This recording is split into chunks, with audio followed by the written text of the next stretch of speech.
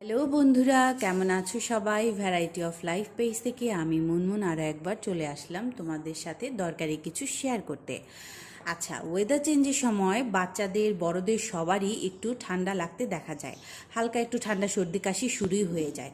এর জন্য আমরা ঘরোয়া ছোটোখাটো কিছু যদি টিপস মেনটেন করতে পারি তাহলে সেই ঠান্ডা থেকে কিছুটা হলেও আমরা মুক্তি পেতে পারি।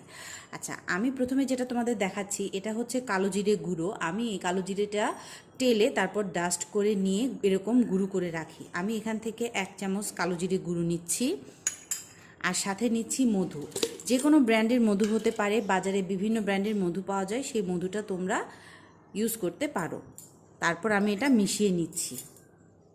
এই রকম একটা আচারের মতো তৈরি হবে।